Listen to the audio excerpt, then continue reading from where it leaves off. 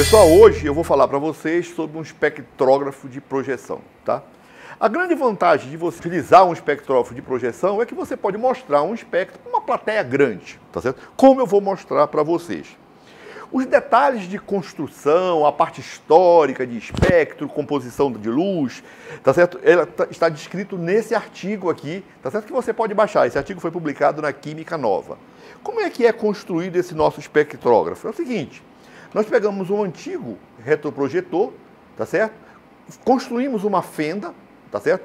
A fenda é só para você definir a direção de passagem da luz, tá? Então isso aqui é para definir a direção de passagem da luz. Eu fiz uma de alumínio, você pode fazer uma com 2 folhas de papel, para definir uma fenda, tá certo? Luminosa, tá? E aqui você vai colocar uma grade de difração de transmissão, tá? E com isso, tá certo? Você vai conseguir projetar, tá certo? O espectro através do processo de difração que uma grande plateia pode visualizar, tá certo? Tá? Como é? O que nós fizemos? O que tem dentro desse retroprojetor modificado? Foi o seguinte, nós colocamos uma lâmpada de mercúrio, dessas de rua, tá certo? E melhoramos o sistema de refrigeração. Basicamente é isso. Então aqui está a antiga lâmpada do retroprojetor, uma lâmpada de tungstênio, que emite um espectro contínuo. Aqui está a lâmpada de mercúrio, que emite raias, e aqui está o sistema de refrigeração. E aqui também, tá certo? A lâmpada de mercúrio, ela precisa de um reator. Então nós colocamos um reator também aqui dentro, tá certo? Tá? Eu vou mostrar agora para vocês os detalhes, como é que está aqui dentro. O que tem aqui dentro dessa caixa, tá? Então aqui está a lâmpada original do retroprojetor. Aqui está uma lâmpada de 250 watts de mercúrio, tá certo? Dessa de rua. E aqui está o reator, tá? E aqui em cima, tá certo? Fica aquela lente de Fresnel, que é original do retroprojetor, tá? Para definir a direção de entrada, eu estou utilizando aqui um sistema de fenda. Eu vou até tirar aqui para mostrar para vocês, tá?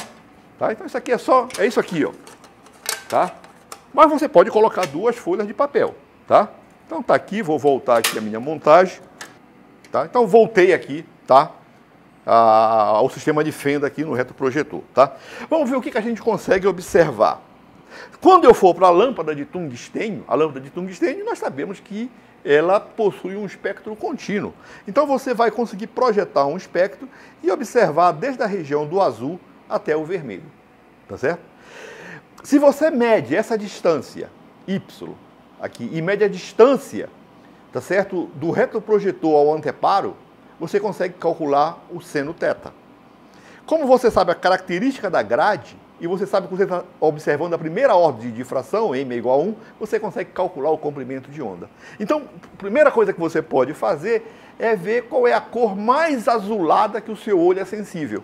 Depois, ver qual é a cor mais avermelhada que você consegue detectar. E depois você pode simplesmente trocar de lâmpada e ir para a lâmpada de mercúrio e observar essas raias do mercúrio.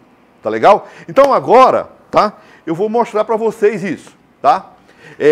Então aqui, eu vou reposicionar a minha grade de difração, tá? Então eu tenho a grade de difração aqui, estou projetando o meu espectro.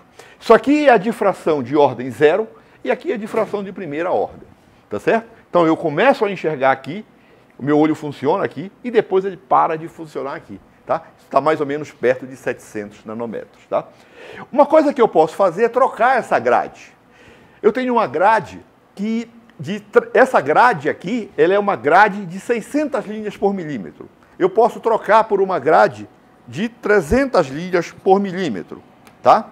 Então eu vou colocar aqui uma grade, tá certo, de 300 linhas por milímetro, tá? Então deixa eu só alinhar aqui, tá?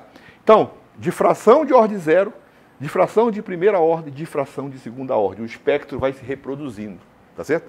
Na grade de 600 linhas, isso também ocorria. Só tem que dar fora do meu anteparo. Tá legal? Tá? Então, observem. Agora eu vou fazer o seguinte. Eu vou trocar de lâmpada, tá? Eu vou trocar de grade e vou trocar de lâmpada. Eu vou voltar para a grade de 600 linhas, tá certo? Tá aqui. Tá? Então tá. E vou passar agora a utilizar a lâmpada de mercúrio, tá?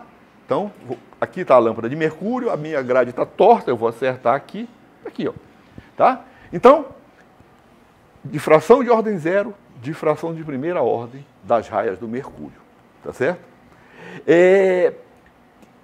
Se eu mexer na fenda, eu estou mexendo na resolução espectral, tá? Quanto mais se eu fechar mais, as linhas vão ficando mais finas. E se eu começar a abrir, essa direção de entrada da luz aqui não é bem definida. E as cores começam a se misturar. Observem que eu vou misturar o laranja com o verde. E aí dá o amarelo aqui, ó. Tá certo? Tá? Então isso aqui é uma falta de resolução do meu espectro. Eu posso abrir mais e misturar as três cores. E aí eu vou observar o que dá a mistura das três, dá um branco, que é isso aqui. Tá certo? Então você pode fazer várias coisas. Tem mais uma coisa que eu posso mostrar para vocês. Então eu vou voltar aqui para a nossa resolução antiga. Eu já falei várias vezes sobre o mercúrio, emissão do mercúrio. E vocês devem lembrar que eu sempre falei que o mercúrio tem uma raia no ultravioleta. E essa raia deve estar por aqui, ela está depois do azul para o meu lado. Tá? Ela deve estar por aqui. Mas a câmera do Brás não está vendo. Tá? Porque a câmera do Brás não é sensível. Mas eu posso utilizar um truque para que vocês vejam essas raias. Isso aqui é uma folha de papel Chamex. Tá? Isso aqui, esse papel, ele tem um branqueador. Uma coisa que quando a luz bate, ele começa a emitir radiação. Para que você tenha uma impressão que ele é mais branco do que realmente ele é. Então observem agora, quando eu colocar a folha de papel aqui. Observem que você tem a linha que está no azul, e essas duas outras linhas aqui, você está observando elas de maneira indireta. São linhas que estão no ultravioleta, mas estão excitando o papel e o papel emite no visível, tá certo? Você observa que elas têm as mesmas cores, tá certo? Não é a cor direta que você está observando, tá? Então isso aqui é uma outra maneira que você pode fazer para observar radiação ultravioleta. Uma outra coisa que eu posso mostrar para vocês é substituir a grade. Vamos voltar agora para a grade de 300 linhas, tá? Então aqui, com a grade de 300 linhas, coloquei aqui, ó, tá? Então tá aqui, ó. Então, difração de ordem zero, difração de primeira ordem, difração de segunda ordem, tá certo? Se você mede essa distância e mede essa distância daqui até aqui, essa distância, você consegue calcular o seno θ. E você consegue calcular o comprimento de onda de todas essas linhas, e isso está descrito claramente naquele artigo. Então, dê uma olhada naquele artigo lá. Então, muito obrigado e até a próxima.